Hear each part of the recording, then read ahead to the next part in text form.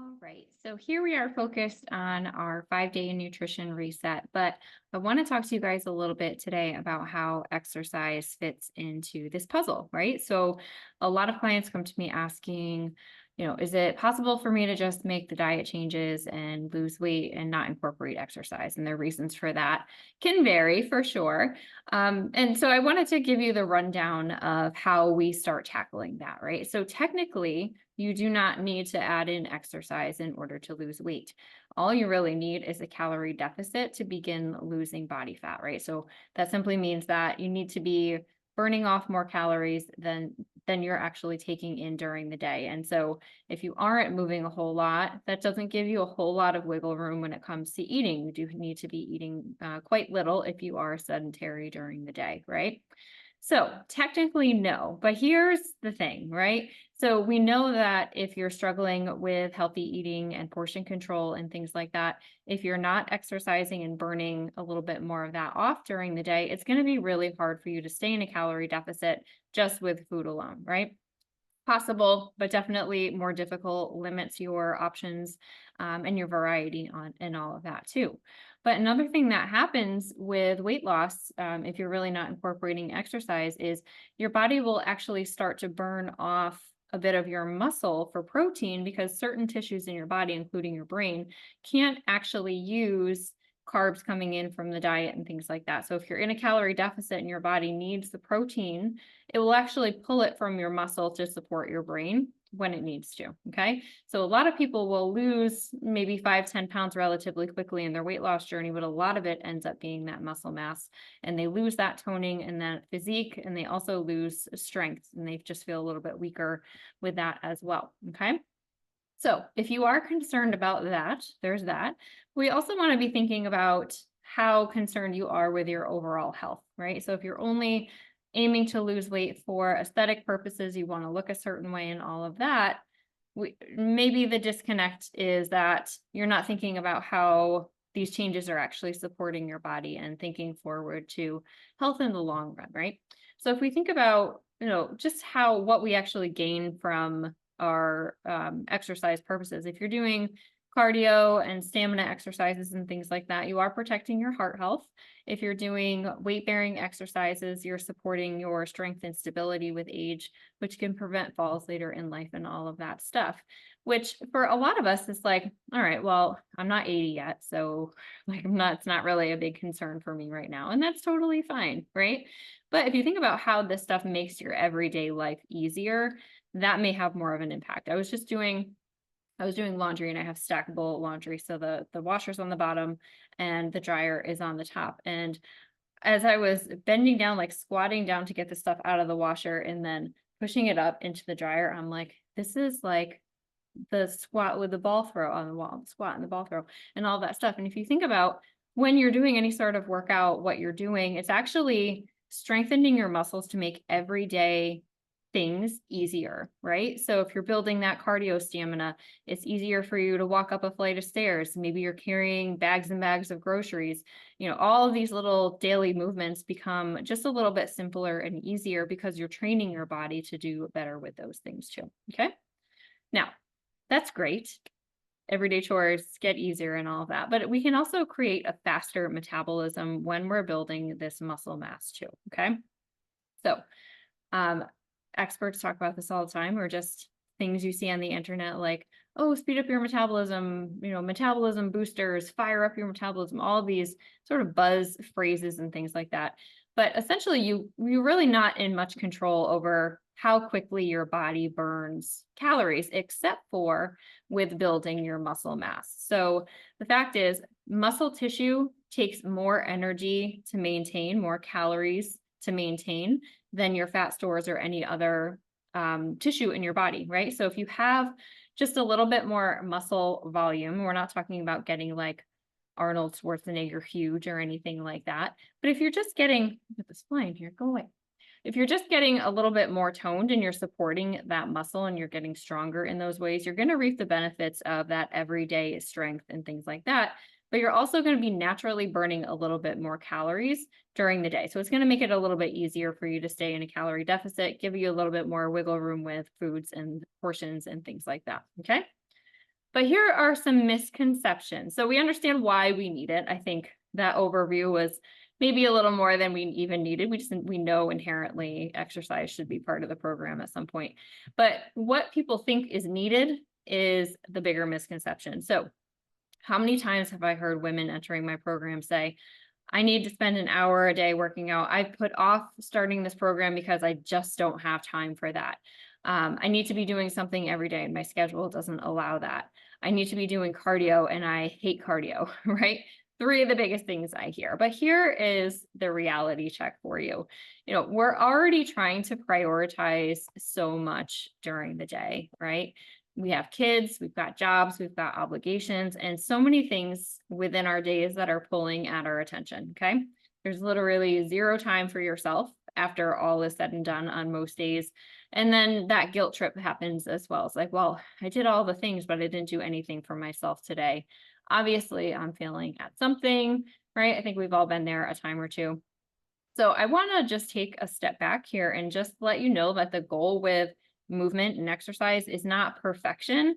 It's improvement on what you're doing now, right? So there's no one out here saying that you need to go from one point, like complete couch potato, to marathon runner overnight, right? It's not a progression, right? We need a progression in order to build that stamina and to make these things easier, and to see the benefits of that and slowly but surely fit more and more into your daily life up to a point where you're comfortable, right? You don't have to become a marathon runner or bodybuilder or anything like that to be successful here. Okay. So just remember that, this idea of spending an hour working out every day, there's a lot of studies around showing that 60 minutes is the best for weight loss and all these other things. And so if that's kind of stuck in your head, just know that that is what's recommended by the powers that be out there, but less is still great. Okay. So just try to take it from there rather than have it be an all or nothing thing where you're either killing yourself in the gym 5, 6 days a week for an hour, hour and a half, or doing nothing at all. That middle ground, something that you can do consistently, is going to pay off more than that sort of all or nothing behavior. Okay. So we can also know that it's not going to happen every day. It's okay to take rest days, and creating guilt around that, around skipping a workout or just something comes up and you just cannot do it. Creating that guilt is not going to help the situation. It's going to make you stress eat, overeat, skip workouts later because you're not feeling good. Like all of these other things is very counterproductive to your plan overall. And let's talk a little bit about cardio because I hate cardio technically. I like to do walking, but I don't like to do like jogging and running and that kind of thing. And honestly, if you're doing cardio and you're really focusing on that alone because you're feeling like you're burning more calories that way, it's probably going to make things worse for you. Okay. So those types of activities, running, biking, HIIT workouts, that kind of stuff, do burn a lot of calories in a short amount of time. It's a very intense. Okay. But it can also do is ramp up your hunger hormones to a point where you end up overcompensating with food for those calories that you burned off. Okay. So again, not entirely helpful. So if you're killing yourself doing a 60-minute cardio workout and you just offset it later in the day, it's sort of a waste of time in those situations, unless you really love cardio, and then go for it. That's totally fine. So how do we incorporate enough exercise, but not too much, and the right kinds to make an impact, speed up that weight loss, and start seeing changes in your body, right? This is the trifecta of questions that we need to answer. And very simply, just like we were talking about the other day with your morning routine, is it needs to become a routine habit. Okay. So we talked about that earlier this week. So we need to create a reasonable exercise. It needs to fit into the schedule that you already have. It needs to be one that doesn't just add stress onto your day. And instead it makes you feel energized and strong. And it actually becomes something that you look forward to, right? And that may not all happen off the bat, especially if you're used to really doing heavy cardio and really just kind of dreading that after the first couple of weeks of doing that. But you can really get into this and understand that a little bit does go a long way and you don't need to push yourself that hard. And if you're patient enough, you will see those results come out of that too. Okay. So what I want to do with you guys today is focus more on the logistics of this and just kind of looking at time blocking for this. Like, where are we going to fit this in? Because that ends up being the biggest thing that gets in everybody's way when we're starting exercise. So maybe you really want to, maybe you really enjoy it, but you just can't find the time, right? So what I would love to see you guys do, and actually do pen to paper, just like we did with our morning routine exercise on Monday, is look at your daily schedule and routine now. Okay. And really the goal is here to write things out in like 15 to 30-minute intervals, like what you're doing during the day. And obviously, if you have big blocks where, you have work from 9 to 12 or 12 to whatever, where there's just no opportunity, but you have like a lunch break or something, you can block it up that way. But just what we're aiming to do here is pinpoint opportunities where you have a 15-minute window or longer. Okay. Don't worry about what's in that yet. It's okay. But if you can write that all out for yourself, and then just kind of mark out these opportunities, how much time is there? And where is it? Where does it actually fit in? So where is there unrecognized time? So if you're thinking about things like the time you take sitting in your car for a few minutes because it's not quite time to go into work yet, do you scroll on social media to finish out your lunch break? Do you flop down on the couch for an hour before you make dinner after work? Like where potentially is there free time? Okay. So once you've done that, and feel free if you're watching this video on replay, pause it, just go through that first part of the exercise before moving on here, because this is really going to be successive. So make sure you're doing the first one first. Second is making a list of the exercises that you like, okay? Or at least willing to try. You've got a hard relationship with exercise at this point. So for me, I like doing walking and yoga and strength training.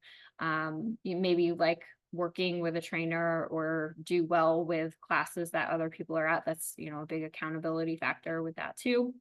And don't forget that things like family time activities do count as well. So if you're outside running around with the friends, you are going to the playscape with the kids, you're taking a walk after school with the kids, checking out a trampoline park, like whatever kind of activities that you guys do, that all fits in. Just because it's more enjoyable doesn't mean that it's not exercise as well.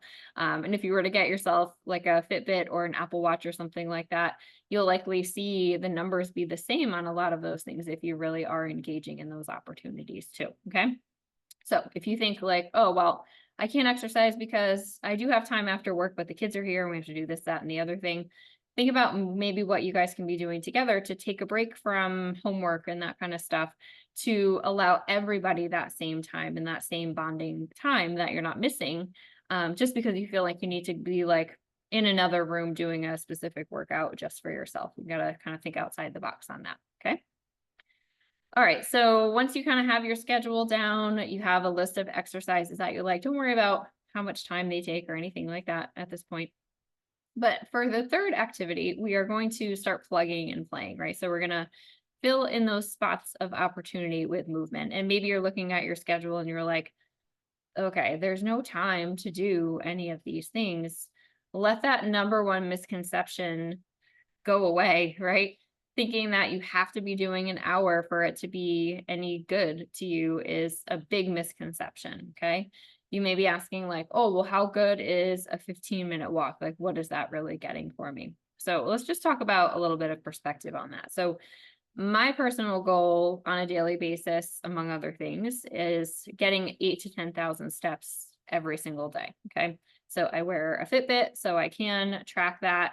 But at this point, I kind of know inherently how long things take, how many steps things get, and what my day inherently looks like in order to be reaching that goal. And you kind of just sort of know whether you are or whether you aren't, and that's okay. So, I mean, that can help me, but basically a 15-minute walk gets me 2 to 3,000 steps. Okay. That's 2 to 3,000 steps more than what I was doing before that 15 minutes. And so if you think about it that way, adding in an additional 15 minutes every day of the week really can add up to quite a bit. That's what, 1.5 60-minute sessions. So if you think about how many times you go to the gym, you can skip an entire day and a half just because you walked an extra 15 minutes a day, right? And so it kind of adds up that way. Of course, it's not exactly the same if you're doing different things, but you can kind of see that perspective shift on that as well. Now, how that may also help you, there's lots of studies out there that show that 15 to 20 minutes of, basic brisk walking, not like cardio, but just, out there walking, getting a good pace on, can reduce blood pressure and stress. And if you think about where some of the bad eating habits that you may have come from, it's often from stress eating and, all these other things. So if you're stress eating, because you're not walking and you can reduce the stress by walking for 15 minutes, and that plays a role in how the rest of your day plays out, isn't that also a positive in your right direction? So you may not see all of these things playing out in the moment, but if you're thinking about how 15 minutes can benefit you, that's how it's just happening on the back end. And if you're repeating that regularly, then it's also going to be beneficial for you long term too. I also feel like just a light walk actually feels like it's hunger curbing a bit as well. And it actually makes me feel a little bit more energized. So for me, like my dead period is like 2:30 in the afternoon. And so I found that if I plan a quick walk after lunchtime, like 12:30, 1 o'clock, it boosts my energy level to push past that period. And I actually feel much better across the board. Okay.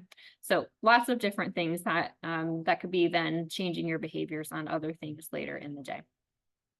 So the fourth thing here is, so when you're finding these plug and play spots, it's really just adding one or two things, playing around with it, see how it's going, and then you can progress from there. Ready? We're not going from couch to marathon here in one day. So just add one thing, find one window of opportunity, put something in there every single day and see where that gets you. And don't be afraid that it's only 15 minutes. Okay. Lots can happen in that. So consistency here is really the key. Okay. So things will come up, right? So if you're being totally rigid about this new thing that you've got, your expectations are high, which isn't always productive, right? Because when you fail on that, some days you just won't be able to do it. Whatever happens, you're going to feel guilty. And then suddenly those opportunities just don't get filled in the same way. You don't have the same motivation for it because you just feel like every time you try, you end up failing. Okay. So if you can find the opportunities daily and being flexible about this, you're going to be able to take action more regularly and your daily average is going to increase over time. And like I said, you can build on that as you see fit. Okay. So let's say you do this for a few weeks, you find these little opportunities, you get into a good groove, you find some opportunities, but nothing really seems to be happening on the scale. What do you do, right? First, realize that a few weeks effort, especially just adding the 15 minutes, is not going to show you big results very quickly. Okay. These are things that are going to be benefiting you over time. It takes time, despite what social media will portray. Watch these little videos where someone loses 100 pounds in 30 seconds. It makes it seem like it can happen very quickly. So one thing you can do is be mindful of progress being more than just a number on the scale. So check in on how your clothes are fitting. Is your body composition changing a little bit, especially if you're doing any sort of weight training and that kind of stuff. Like when you look in the mirror, do things look a little bit differently? Are you distributing your weight a little bit differently? Sometimes it doesn't change on the scale until a little bit later, but you may see some additional changes. And you may need to step it up a notch a little bit as well, right? So fitness is about progressing to new levels. And so after a few weeks, you may see all the real changes that you're going to see just with that small change. And then from there, you're kind of maintaining. So if you wanted to progress and do more, you have to be increasing that time, increasing a little bit of intensity, being more intentional about how you're setting up your plan so that you can continue reaching whatever goal that you have, right? So you may do all of that, but like we talked about on Monday, you may not still be getting the big picture right on this as well. So you may have a great morning routine, you may be fitting in this exercise and all of that. But if you are not in a calorie deficit and you're not able to maintain and strike that balance, at best, you're just going to be maintaining things. And there's, a lot of health benefits that come with all of these things, regardless of your weight loss progress. But if you're really looking to focus in on that, lose some body fat and get that under control, then there are some details that need to be addressed. And that's exactly what women in my 12-week program are focused on. And that's what I'm helping with the most, right? So, it's not just calories in, calories out. There's a lot of minor details that come into this. There are small shifts in their routines, and really to their mindsets that drive just a little bit harder into these things. So, we're not doing huge overhauls in this program. We're not cutting carbs. We're not bending your complete life around with new exercise routines and things like that. I'm not asking anybody to wake up at 5 o'clock in the morning, although I do have one woman who insists on getting up at 4 a.m., but she knows I'm not up with her. There's no way I'm doing that. But believe me, once you get into a good groove with whatever it is that you're changing, and it could be these really small shifts here, it feels so good to be starting to make that progress and to finally say like, oh, wow, I was trying way too hard before. Like I was trying to put too much in place. I was getting overwhelmed. I wasn't seeing the results anyway. No wonder why I gave up, right?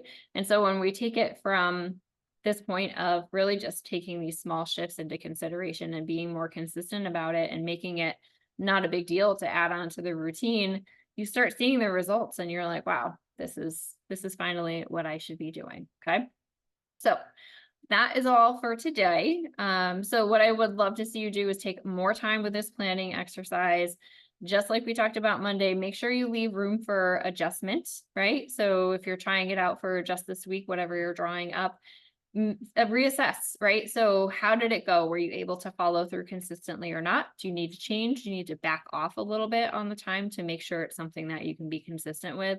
Those are the changes that are going to be really helpful.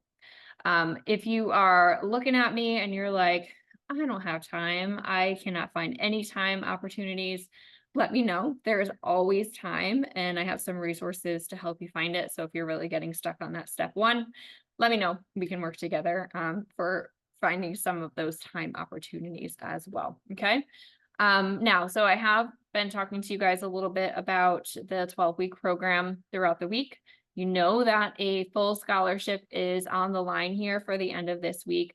So I want to give you guys some more information on how that program works, what that entails, and that is going to be coming up Thursday and Friday this week. Today's Thursday. Tomorrow. Tomorrow, okay? So we're going to be really outlining that.